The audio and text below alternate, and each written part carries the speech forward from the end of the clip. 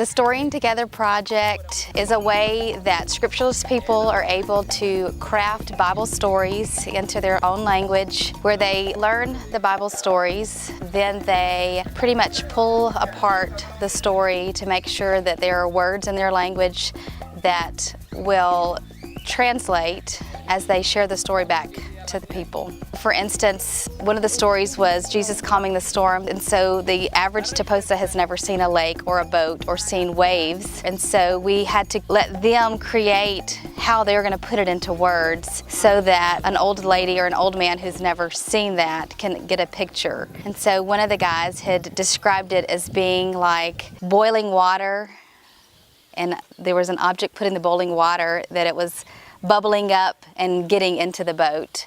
We could see an excitement, and people were saying, look, I can retell the story, I can retell the story.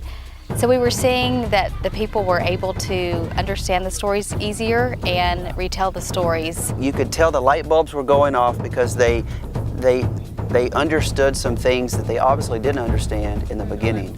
The Storying Together project is teaching the Toposa, or the Nationals, how to do all the crafting. And so the end goal is that we, the missionary, are not the ones involved in this. We're teaching them how to do it. We're here for support, but they're the ones that are crafting. They're the ones that are re-listening to the stories. They're the ones taking it out to the villages and seeing what's being understood and what's being confused. And they're able to take to village instead of us going and working in one village.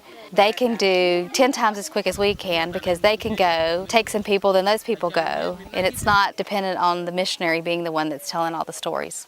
When I was first approached with this opportunity for the Storying Together project, the first thing that I was trying to think through is which guys would I use. 12 Toposa were chosen. Most of the guys are younger. I would say the average age may be 18 to 20 years old. But these are the guys that are going out every day and really wanting to learn the Word of God, so they were very motivated. One of the guys who can't speak any English at all, when he went back to his village, he had confidence because he had learned these stories, but yet he had participated in crafting the stories. And then he went back and shared with people that he may not have shared with before.